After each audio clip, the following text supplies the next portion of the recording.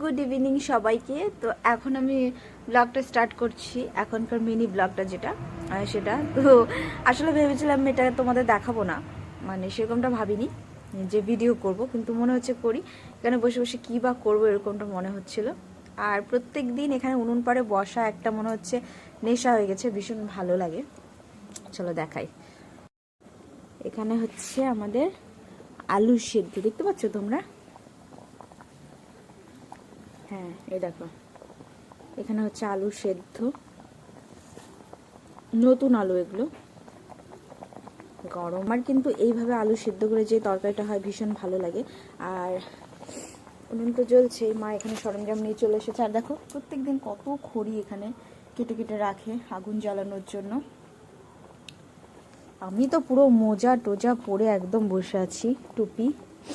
তো আজকে রাত্রে আমাদের হবে রুটি আর এই তরকারি, আলুর তরকারি যেটা, আর দুধ রয়েছে, আর হচ্ছে কলা, এগুলো দিয়েই খেয়ে নেবে। আর আমার একটু আবার ভাত না হলে ভালো লাগে না, মানে আমি ভাত প্রেমী লোক, আমার একটু ভাত লাগে। তো একটুখানি ভাত যদি থাকে সেটা খেয়ে নেব, আর একটু রুটি যদি খেতে ইচ্ছে করে তো খেয়ে নেব।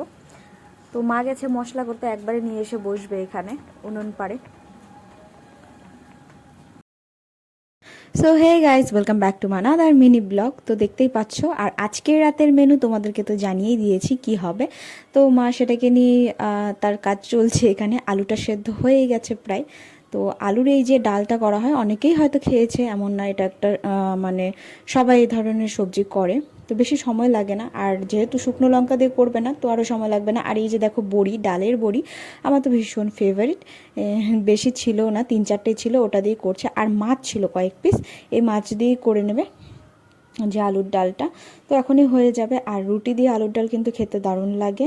আর এখানে বসে বসে তো গল্প করার মজাই আলাদা। তা যাই হোক, আমার মতন আলুর ডাল খেতে কারা কারা ভালোবাসো তারা কিন্তু অবশ্যই কমেন্টে জানিও। তবে আমার রোজ দিন কিন্তু এখানে বসে বসে ভালোই সময় কাটছে, বিশেষ করে এই রাত্রিবেলাটা। কারণ ওখানে বসে যত ধরনের আমি গল্প করি, মানে সেটা বলে বোঝাতে পারবো না। শুধু আমি না, মানে মা বাবা সবাই মিলে বসে নানান গল্প হয়। এটা একটা, কি বলবো, এই সময়টা মনে হয় অনেক দামি আমার কাছে, কারণ এগুলো তো আর পাবো না এখন। এখন পাচ্ছি ঠিকই, কিন্তু যখন আমি চলে যাব তখন আর এগুলো পাবো না, ভীষণ মিস করবো তখন এগুলো। আর ছোটোবেলায় এই সমস্ত জিনিসগুলোই হতো, তো খুব ভালো লাগতো আমার। তো আজকের মতো তোমাদের সবাইকে টাটা।